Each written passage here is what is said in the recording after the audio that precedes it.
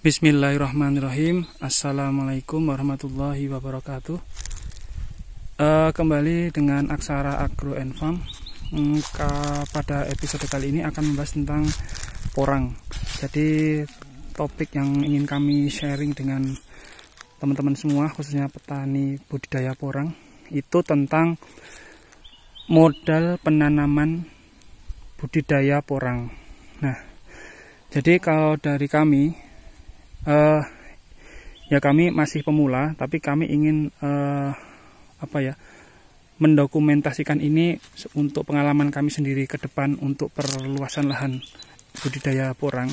Jadi yang dimaksud dengan modal untuk budidaya porang ini, yang kami maksud ada modal material dan non material. Jadi kita bicara dulu tentang modal non material. Jadi modal non material di sini, jadi kami pada tahun perdana penanaman budidaya porang itu kami melakukan di atas lahan budidaya jahe merah yang tampak di bawah itu, di depan rumah dan di belakang rumah itu lahan budidaya jahe merah organik.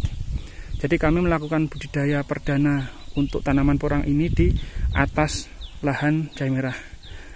Yang menjadi keputusan kami melakukan di satu lahan dengan jahe merah adalah untuk efisiensi pengawasan maupun perawatan dalam pertumbuhan sampai panen budidaya porang.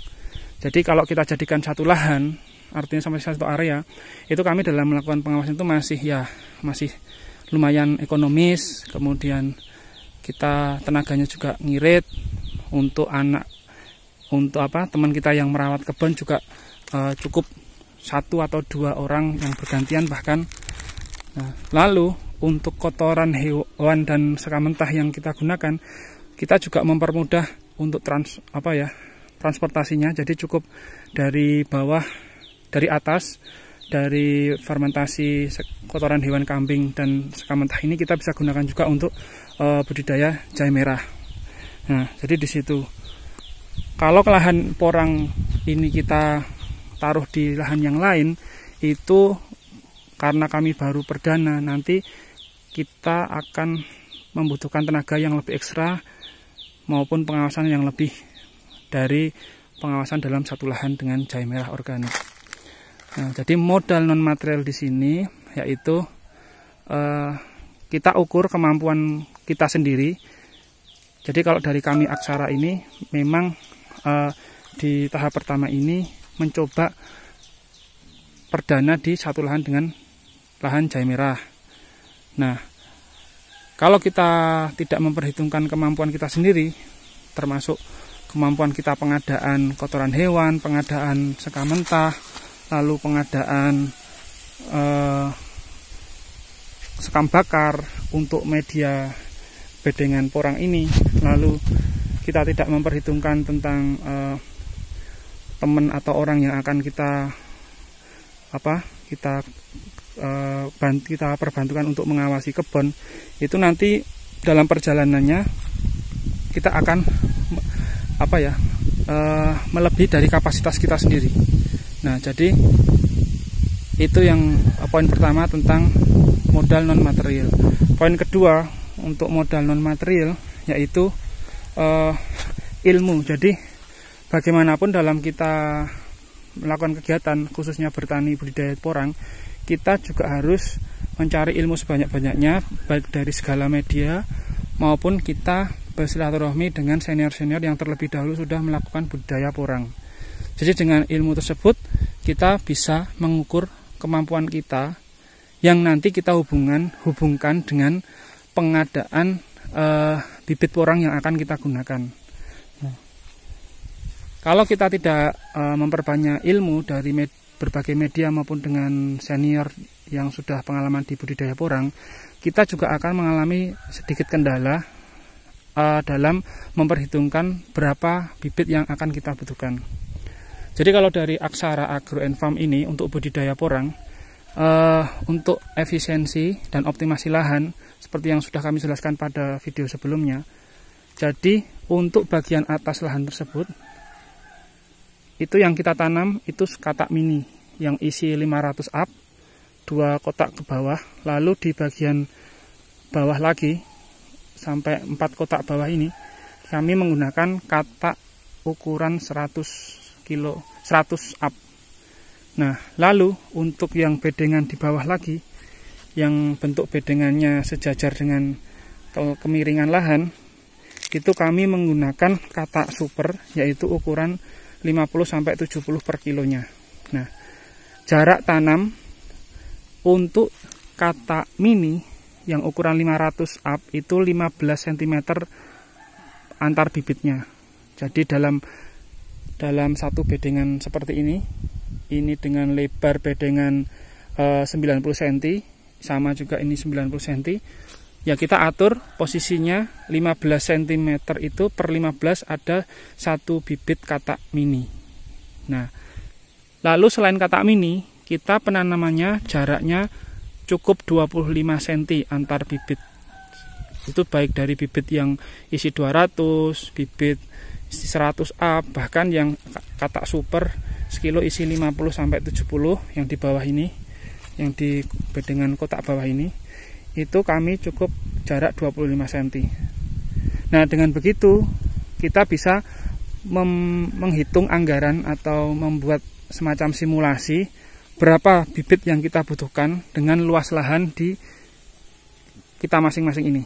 Nah, jadi luas lahan yang kami gunakan di lahan perdana penanam porang tahun 2021 ini, luas lahannya kurang lebih 3000 meter persegi. Nah, dengan luas lahan 3000 meter persegi ini, kita bisa mengoptimalkan penanaman bibit katak. Jadi total bibit katak yang kami tanam di lahan sini, di atas lahan budidaya jahe merah, itu kurang lebih sekitar 10.000 sampai 10 ribuan bibit katak dari berbagai macam ukuran. Nah, sehingga pengalaman yang perdana kami ini itu nanti kita bisa mengevaluasi untuk perluasan lahan pada tahun-tahun berikutnya, termasuk mengkondisikan tentang tinggian pohon-pohon ini yang sudah tidak produktif kita sudah tebang. Nah, jadi pada video kali ini kita sudah melakukan penanaman katak baru sekitar 9 hari yang lalu. Nah, berhubung ini lahan terbuka dan hujan juga turunnya belum merata, kami sesuai informasi dari senior-senior kami sebelumnya bahwa tumbuhan tanaman porang ini akan tumbuh sekitar 1 bulan. Jadi nanti sekitar 1 bulan baru akan tumbuh tanaman pohon porang tersebut. Nah, tapi nanti kalau sudah turun hujan yang rata, biasanya pertumbuhannya porang itu lebih cepat. Nah, jadi kenapa untuk porang itu disarankan di lahan terbuka dibandingkan lahan tertutup? Ya karena nanti pada saat setelah pohon tumbuh itu akan lebih cepat jika kita tanam di lahan terbuka, teman-teman. Kalau kita di lahan semi terbuka atau agak tertutup gitu dengan teduhan yang agak banyak, memang nanti secara usia semai atau pertumbuhan tunasnya itu lebih cepat. Namun setelah dia semai lalu masuk masa vegetatif, apalagi masa generatif nanti, itu lebih lambat teman-teman pertumbuhannya dibandingkan dengan pertumbuhan di lahan terbuka seperti ini. Itu mengapa kami dari Aksara Agro & Farm memilih untuk menanam porang di lahan terbuka. Nah, mungkin itu yang bisa kami sampaikan tentang modal untuk menanam porang. Jadi ada modal non material sama modal material. Kalau modal non material seperti sudah kami jelaskan, itu kita harus mencari ilmu sebanyak-banyaknya dari berbagai media maupun pada petani senior porang. Lalu yang kedua, kita memperhitungkan kemampuan diri kita sendiri. Kita tidak boleh bernafsu dalam melakukan bertani maupun beternak. Ini khususnya bertani porang, itu kita tidak boleh bernafsu mentang-mentang ini porang lagi booming atau seperti apa. Kita tetap harus memperhitungkan kemampuan diri kita. Nah, kami dari Aksara Agro berhubung sebelumnya itu sudah melakukan budidaya jahe, jadi untuk budidaya porang kita mencoba penanaman perdana itu satu lahan dulu. Nanti kita pengawasannya lebih mudah, lebih murah, lebih enak. Lalu nanti untuk modal material ya kita bisa memperhitungkan dari pengukuran lahan kita masing-masing, lalu ada berapa bedengan, panjang bedengan berapa, lalu kita memperhitungkan jumlah bibit katak atau bibit katak super mini atau katak mini atau katak ukuran berapa, atau bahkan umbi bibit yang akan kita gunakan. Itu tergantung dari petani masing-masing. Tapi kalau dari kami mencoba bermula dari bibit katak yang belatas katak mini, kemudian katak ukuran 200 up, lalu katak 100 up, lalu katak super yang di bagian bawah isi sekilo isi 50-70. Demikian, terima kasih waktunya. Wassalamualaikum warahmatullahi wabarakatuh. Gemah Ripah Loh Jinawi Toto Tentrem Karto Raharjo.